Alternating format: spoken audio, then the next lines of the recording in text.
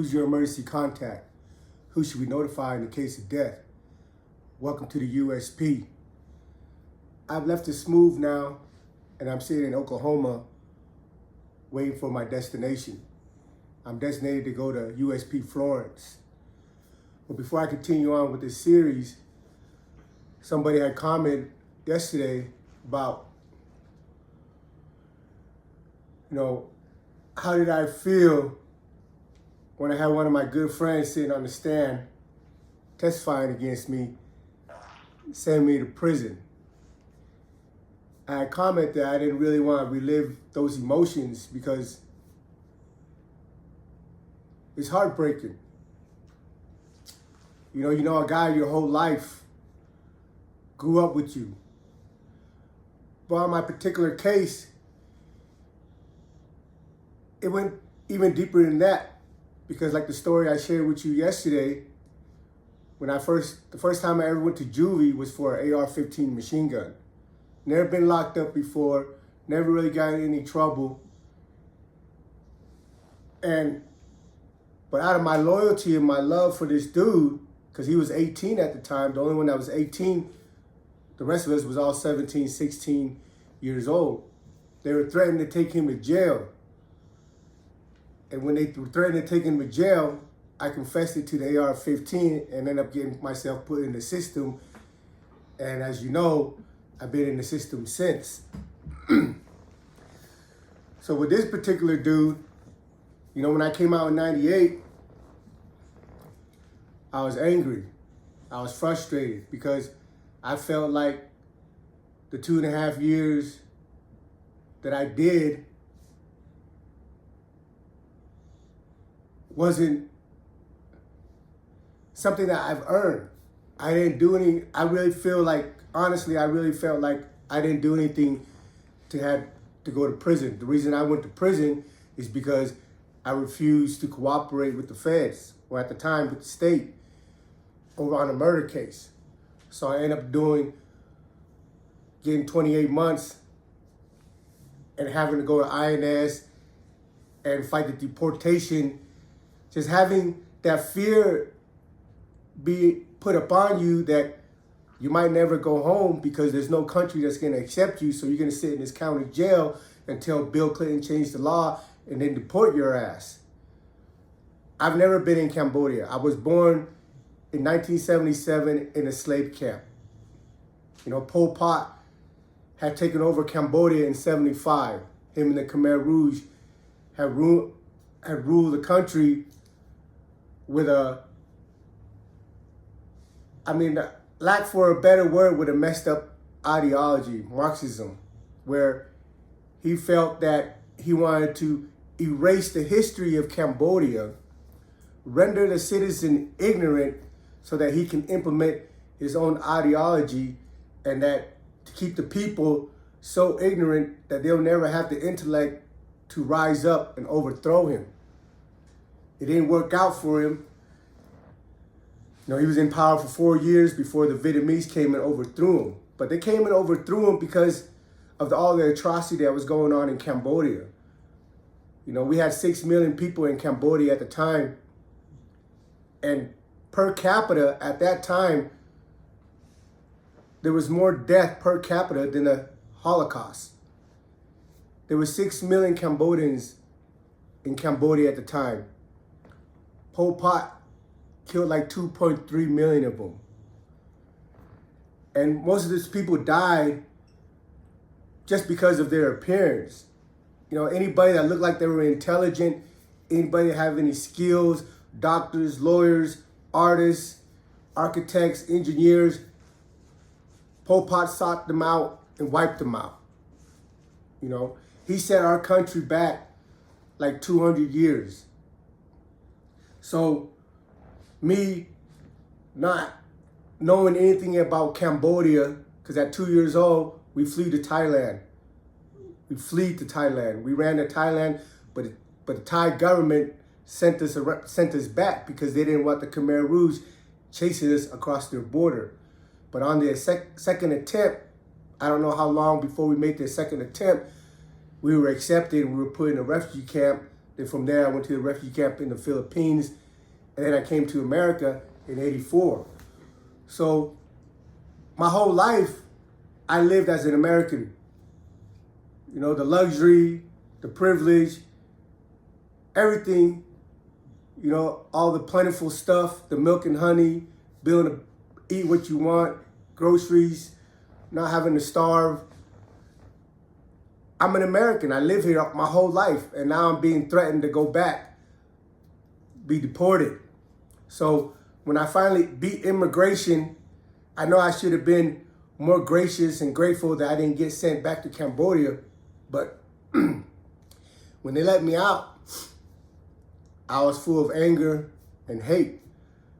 You know, part of the reason was because there was a war going on out here with us and our opposition. And they were doing things that we didn't allow our homies to do. You know, in our hood, we don't allow people to do drive-by shootings. Because for me personally, I feel like, why are you going to shoot through a wall and hope to hit somebody? They might not even be home. And the people that you might hit are people that are not even in the game or not even participant in what was going on, don't have no clue. You know, but the homies was like, man, they're doing it to us. They're doing it to us. Might as well just do it back to them. But I don't want to say I'm proud, but I am in the sense that we didn't, even though they were doing that to us, we didn't succumb and lower our standards and do the same thing in return to them.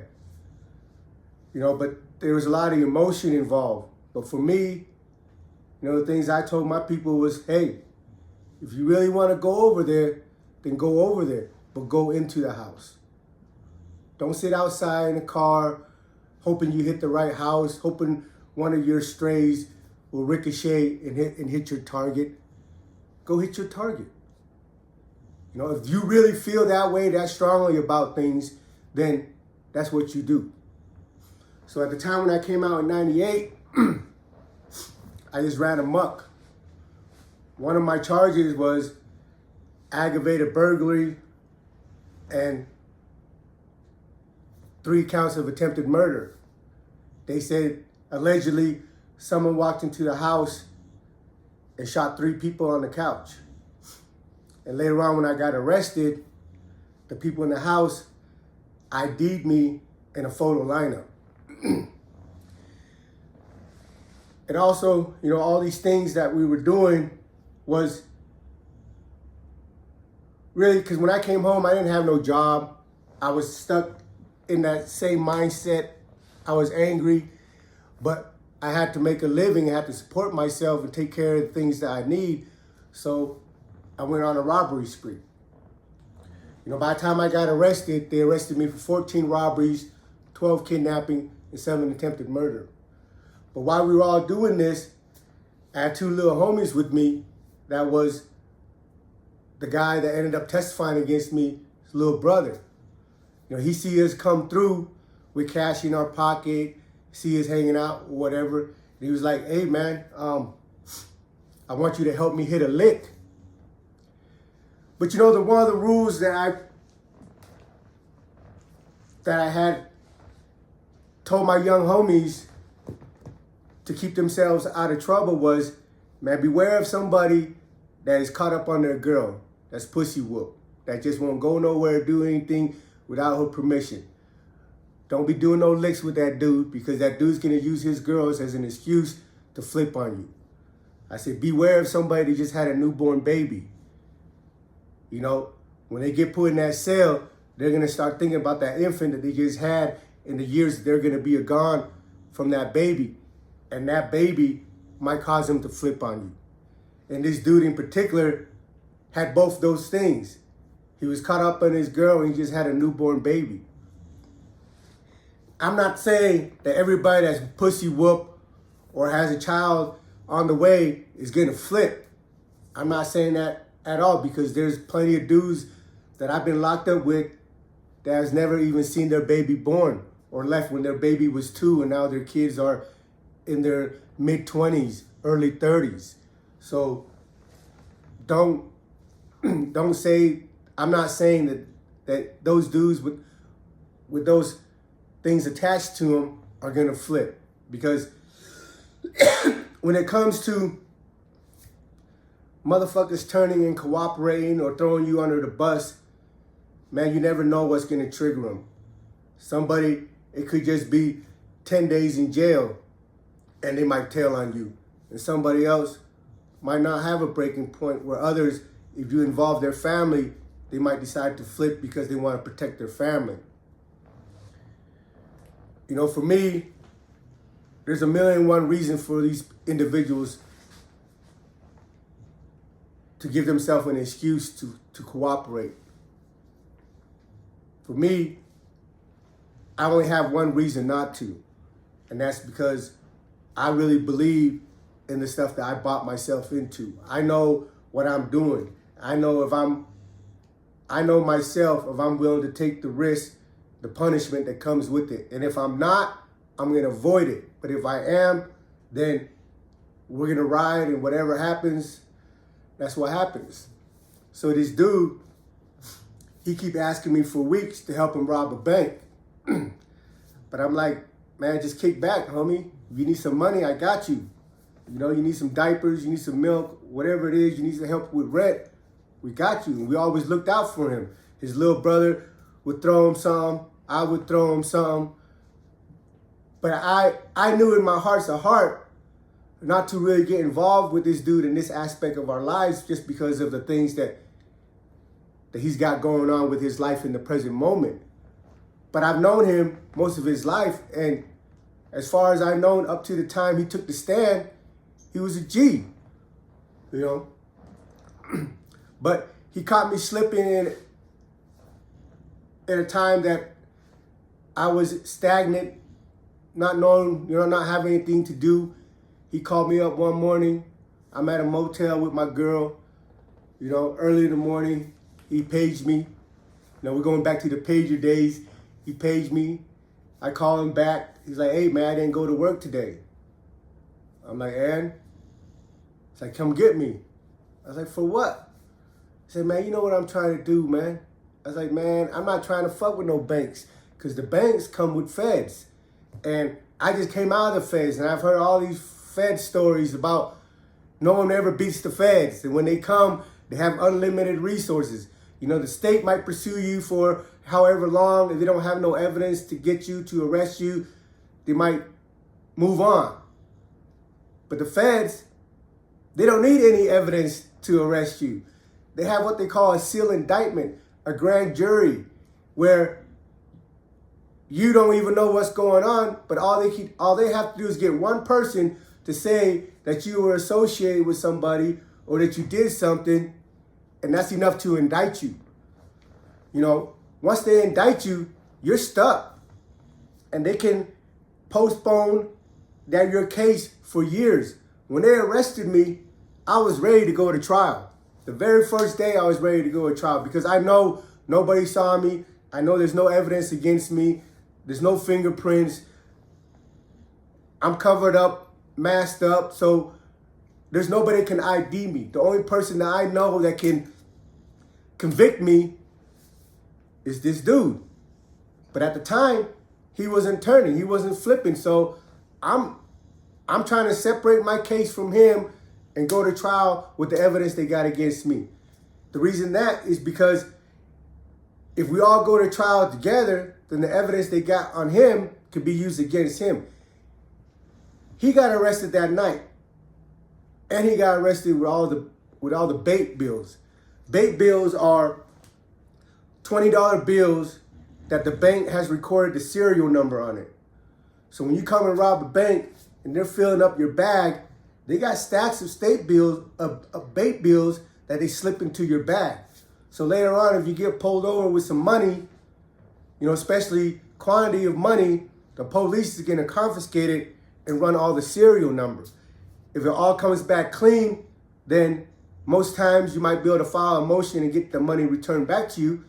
But if they run the serial number and some of it comes back saying it came from a robbery from a certain bank, then you're hit. When they got him with all his money. and in the discovery, they said they slipped 4 bait bills into the stash. And the money that he got caught with contained all 4 bait bills. I never got caught with any money. I never got caught at the scene of any incident.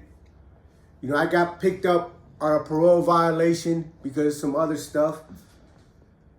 And now, but you know, the U.S. Marshal, when you go to the state, I don't care if you're there for a traffic ticket, domestic violence, or murder, the state's gonna give you bail. Yeah, sometimes the bail might be something you can afford, and sometimes it might be something you can't afford, but they're gonna give you bail. But in the federal system, they have what they call a U.S. Marshal hold. When they put a U.S. Marshal hold on you, that means you're not going nowhere. You can go have a bail hearing until your face is blue, but the judge and the prosecutor is always going to deny you bail, so you're stuck until you go to trial or until you plead out. Now, in my experience, the only people that I ever seen get bail from the federal government are people that cooperated. You know, there might be somebody out there that was straight up 100% a G that got caught up in the feds and was able to go home on bail. There might be, but I never met one. Out here in Utah, you're not getting released from the federal government, from the feds, on bail or to await trial unless you are cooperating. In my experience, that's been 100%. So we're fighting our case. I stayed in the county jail for almost 3 years fighting my case. The last time we go to court for our evidentiary hearing, because in the state you have what you call a preliminary hearing. It's where you go and the prosecutor and you rebuttal and present evidence to see if there's enough to take it to trial. Well, in the feds, once you're indicted, the only next step is trial. Your grand jury indictment that you were not present for, that your lawyer wasn't present for, to be able to rebuttal the witness and question the witness, cross-examine the witness, that sealed secret grand jury was all it took to bind you to trial. So we're already bound for trial. The only thing that we're doing now is filing motions to dispute certain evidence, to suppress certain evidence, to throw out certain statements. I didn't have any of those things. I didn't have any statement to suppress. I didn't have any evidence to suppress. So all my motion was, I'm ready for trial. I'm trying to go to trial. But anytime your co-defendant files a motion, the clock stops. On his part, he was filing a motion to suppress certain evidence, to challenge his arrest. You know, anything that he can do to try to get his case thrown out of court or make it where the prosecutor have less evidence to bring against him. But of course, he lost all his motions. And the last time I went to court before my trial, the judge had ordered the prosecutor, telling the prosecutor, hey, this has been going on over 2 years. This is the last time I'm going to postpone this hearing. If you're not ready to go to trial at our next date, then you're going to have to really consider about throwing this case out. Because really, there was no evidence against me. Nobody else was telling on me. There was no witnesses. There was no physical evidence as far as money or anything. So I'm cool. I'm like, yeah, let's go to trial. But, you know, at the same time, I still got about, 13 other cases of robberies and kidnappings and the whatnot to fight. But in the state, you have to have evidence. In the state, one person can't tell on you and convict you.